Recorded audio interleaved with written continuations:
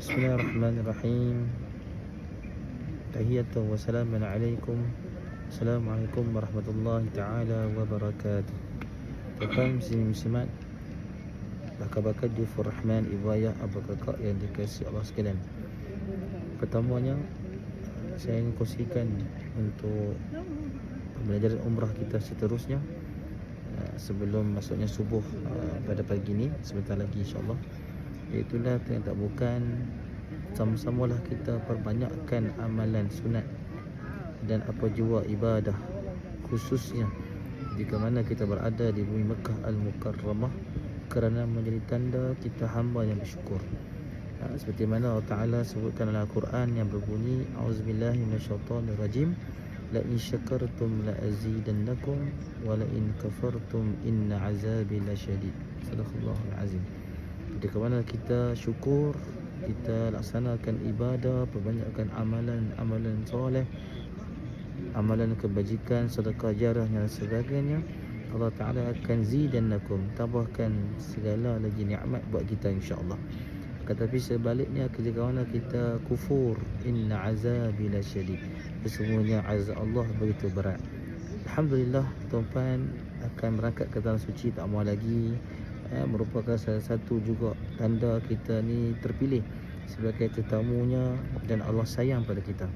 Walaupun di awal sebelum berangkat, contohnya kita diuji dengan pelbagai rintangan dan ujian, sama ada ujian dalam pekerjaan kita ataupun ujian dalam perniagaan kita dan sebagainya, tetapi menjadi tanda kepada Allah tu sayang pada kita, yang mana bila kita bersabar atas ujian tersebut dan kita ikhlaskan hati kita, moga-moga dengan ujian yang Allah Ta'ala turunkan tu menjadi satu pembelajaran buat kita, malah menjadi kita ni hamba yang soleh, lagi beriman pada Allah SWT.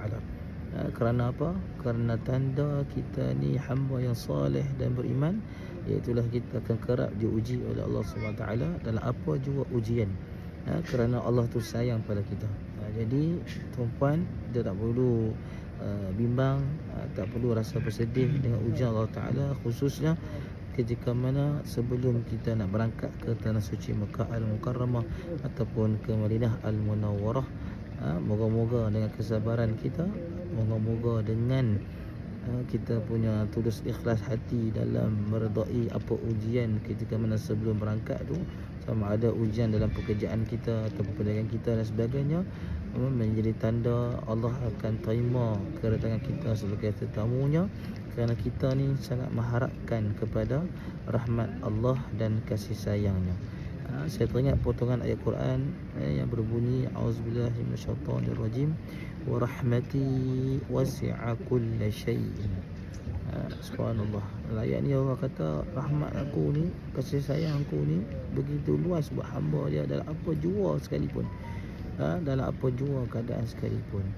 Subhanallah. Jadi kita perlu kepada syukur atas apa pemberian Allah Ta'ala berikan, malah ketika ujian mendatang pun tetap kita perlu bersyukur.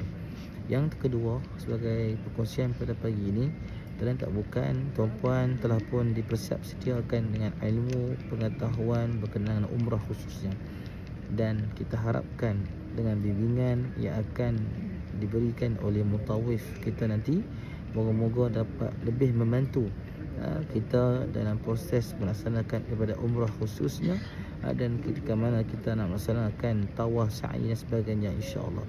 Dan tak lupa juga ketika mana kita menziarahi ke tempat-tempat sejarah, kita ambil fadilat sunat-sunat yang dianjurkan oleh baginda Nabi sallallahu alaihi wasallam, kerana kita akan penuhi tuntutan yang Nabi SAW sebutkan dalam hadis yang berbunyi, la tashuddur rihal illa ila salasata masajid, Masjidil Haram fi Makkah, wa Masjid Nabi fil Madinah, wal Masjid Aqsa fi Palestin.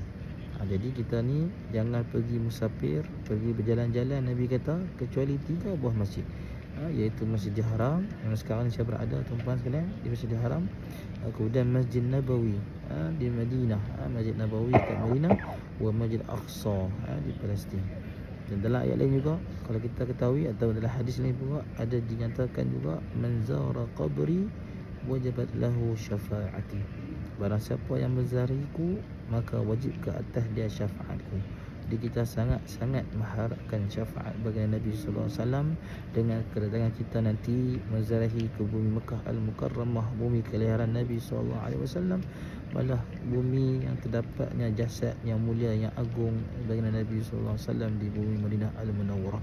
Jadi moga dengan kehadiran kita nanti dapatlah kita perbanyakkan amalan, khususnya amalan umrahnya, amalan ziarahnya, dan paling penting ikhlaskan hati untuk kita datang dan niatkan yang betul, kerana innamal a'malu binniyat. Kerana semua perbuatan apa jua kita nak lakukan adalah bermula dengan niat yang baik, niat yang ikhlas dan sebagainya, insya-Allah. Wallahu a'lam bissawab. Terima kasih dan setakat dahulu perkongsian untuk pagi ini. Dan nantikan video yang seterusnya, insya-Allah. Assalamualaikum warahmatullahi taala wabarakatuh.